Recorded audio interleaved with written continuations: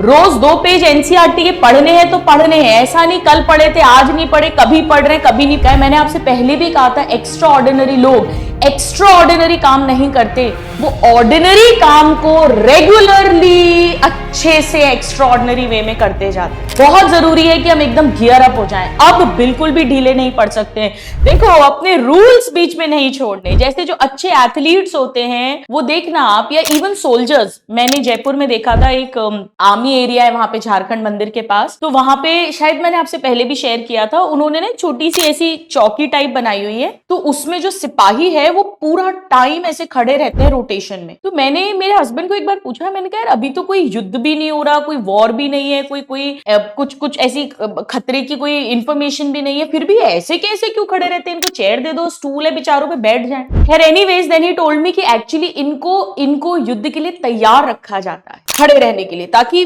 वो बोलते हैं ना पैरों में जंग नहीं लग जाए। तो इसी तरह से रूल्स होते हैं, डिसिप्लिन होता है, अनुशासन होता है, वो नहीं टूटना तो नहीं टूटना, एक भी दिन नहीं तोड़ना इंपॉर्टेंट है, ये बहुत इंपॉर्टेंट है।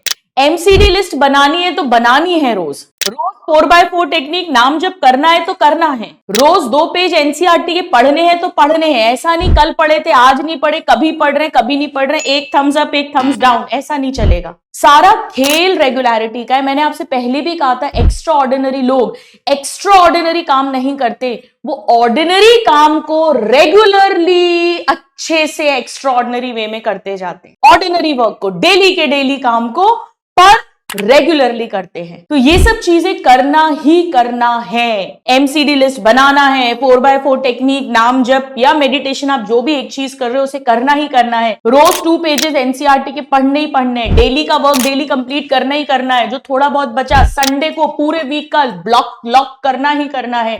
ये सब करना ही करना है, ठीक है? क्योंकि अब तो हमारा कोर्स भी कंप्लीशन की तरफ जा रहा है। तो अब बहुत जरूरी है कि हम एकदम गियर अप हो जाएं। अब बिल्कुल भी ढीले नहीं पड़ सकते हैं, क्योंकि अब अगर आदत गड़बड़ा गई इनडिसिप्लिन होने की, तो फिर मार्च अप्रैल में कैसे पढ़ेंगे? और मार्च अप्रैल डिसाइडिंग मंथ्स होने वाले हैं। इस समय पर जो हिम्मत हार गया, जिसने नालायकी दिखा दी, जो थोड़ा सा ढीला पड़ गया, वो आउट ऑफ द रेस हो जाता है। और इस समय पर जो गियर्ड अप रहा, मूवीज में देखते हो ना आप कि हीरो पहले धीरे धीरे साइकिल चलाता है लेकिन एंड में टॉप गियर लगाता है, तो अब वो टाइम आ गया है फरवरी मार्च अप्रैल का टॉप गियर लगाने का।